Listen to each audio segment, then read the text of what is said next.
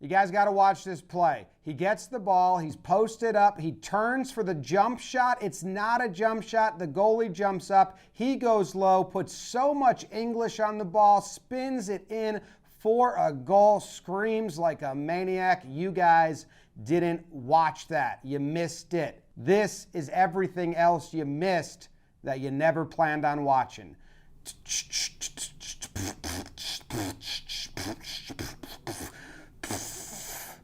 First topic, the Big Bash League. This is Australia's domestic cricket league. It's underway. It's actually almost coming to a conclusion. So we got some big races going into the playoffs. The top 5 teams make the playoffs. The number 1 team, the Perth Scorchers. They wear orange, which is like, reminds me of being burnt, and they're scorching the ball. They're actually winning with defense, in my opinion. They catch everything. They're just diving catches. They're always positioned right under the ball. They even run out players. They're having a hell of a season. They were bumped from first place for a little bit by Steve Smith, who joined the Sixers. Steve Smith's one of the best cricket batsmen of his generation. He was playing in international cricket for Team Australia. They got a little break, so they come and they play in the domestic league. He joins the Sixers. He scores 100 runs, the first time in Sixers history. Then makes a great catch, has a run out, throws the dude out with a beautiful play. Steve Smith, Smudge. He's kind of like a crazy guy too. He does a lot of antics when he bats. He makes a lot of things. He's addicted to hitting. I enjoy watching him. You guys would enjoy watching him too. Steve Smith, he's good. I think he's kind of like on the shorter end too. So you'd root for that. The other storyline is the Heat. They were not good. They were like in last place, second to last place. They've won their last 3 games. They're climbing up into 5th place. I like their uniforms. They got a cool color. Last time they got into the playoff format as the 5th place team, they beat some people, so be on the lookout.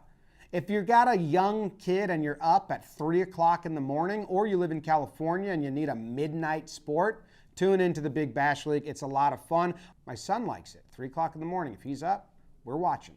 We also got college gymnastics going on. These 2 teams sitting right in front of each other, and then the other team sitting right in front of each other. 2 rows of them sitting right in front of each other for a group picture. More sports should do dual team pictures. In this, everyone on the ice rink, just the whole blue line straddling each other, and then you take a picture so everyone can remember that match. You don't see this enough. And now it's time to go to the golf. The Latin American Golf Championship last year at this event, Mateo Fernandez de Oliveira had a putt fall just short. It would have tied him for the lead. Instead, there was no way he could win. He's sad. He's upset about it. This year, his final putt, it's closer than last year, but it does not drop into the cup. Oh my God. Doesn't matter at all. He set the tournament record this time, 23 under, which is a huge deal because now this kid, he's got an invite to the Masters, the US Open, the British Open, all the Opens. As an amateur, he gets to compete against the best. He's also in college right now. I think he goes to Arkansas, but I might be wrong. So sorry if I'm wrong, but cool. Everyone loves a redemption story. He was feeling bad last year. He's feeling great this year. You know who else is feeling great?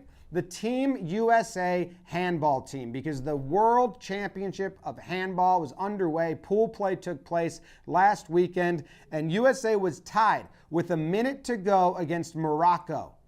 Huge. They take the lead. They win game 1. They shock the world. We're coming for you. We're Team USA. They got Croatia next, and they go straight at them. Just pretty goal after pretty goal. Teamwork, passing, moving it around, jumping, shooting, in your face, Croatia. Pretty goal, pretty goal, pretty goal. They're wearing dumb uniforms. That's not the country's colors. I don't like that, but goal, goal, goal. Only problem, Croatia scored 18 more goals than them. Another league in full swing that you guys aren't paying attention to is the NLL, the National Lacrosse League, box lacrosse. It's basically hockey, but lacrosse. It's 5-on-5. There's walls. There's fighting, which is kind of just like street fights. They just like put their fists up and fight. It kind of makes you realize that on ice, we're okay with it, but it's weird. Anyway, some updates from the NLL, which I do breakdowns on a lot. I am a fan of watching this sport whenever there's nothing else on and I can catch it. The Rochester Nighthawks finished in last place last year, and they said enough with that. They're undefeated. They're the only undefeated team remaining doing the damn thing. You know who's not? The Las Vegas Desert Dogs. It's their first season in the NLL. They've yet to record a win. They haven't scored a lot of goals. It's not going great for the Desert Dogs. Maybe a rebrand immediately. What a lacrosse game. Hellier wants to do it himself. Hey, and Clellan steals it. He's heading toward the empty net. Put it in the net. Clellan wisely pulls aside, and he seals the win for the Desert Dogs. Let's go back to the BBL because this is a quick, fun play that you probably haven't seen a lot.